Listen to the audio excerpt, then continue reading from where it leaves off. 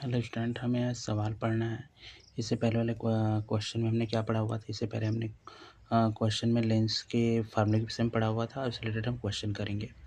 यहाँ क्वेश्चन क्या है कि एक वस्तु को 8 सेंटीमीटर फोकस लंबाई वाले उत्तल लेंस से 25 सेंटीमीटर दूरी पर रखा गया और आपसे क्वेश्चन क्या पूछा कि प्रतिबिंब कहाँ पर बनेगा। तो हमारे लिए सबसे बड़ा क्वेश्चन मार्क उठता है कि लेंस कौन सा, उत्तल लेंस।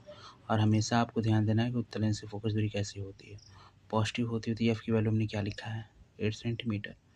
और यू 25 सेंटीमीटर दूरी आपको वस्तु की दूरी। तो हमेशा ध्यान दीजिए, वस्तु दूरी हमेशा क्या होती है, निगेटिव होती है। इस तरीके से हमें बनाना है। अब कॉन्वेक्स लेंस आप जानते हैं, उत्तल लेंस किसे कहते हैं? वह लेंस जो बीच में मोटा किनारों पतला, उसे क्या कहते हैं? उत्तल लेंस कहते हैं। फॉर्मूला क्या होगा, 1/f equal to 1/v minus 1/u।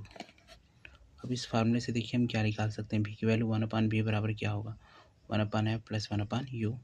F की वैल्यू 8 रखनी है, यू की वैल्यू -24 रखनी है। 8 और 24 का एलसीएम क्या होगा, 24। 8 का 24 में आप डिवाइड करोगे 3 आएगा, 24 का 1 में करोगे 1 आ जाएगा।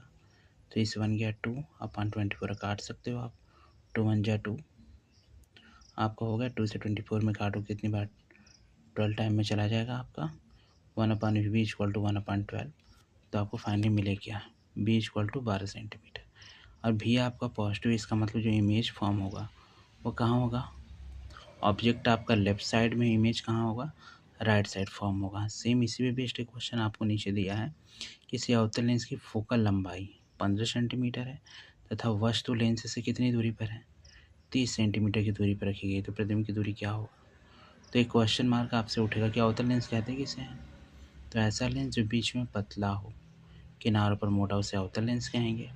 और आपने पहले ही देखा होगा कि वहाँ पे फोकस दूरी क्या थी, पॉजिटिव थी। तो अवतल लेंस में फोकस दूरी क्या होगी, नेगेटिव होगी। ये ध्यान दीजिएगा। वस्तु लेंस से 30 सेंटीमीटर की दूरी पर दी हुई, इसमें नेगेटिव होगा -30। आपको भी निकालना है, तो इसको आप करके इसके आंसर को कमेंट बॉक्स में दीजिएगा। अगर किसी कोई प्रॉब्लम हो तो बताइएगा।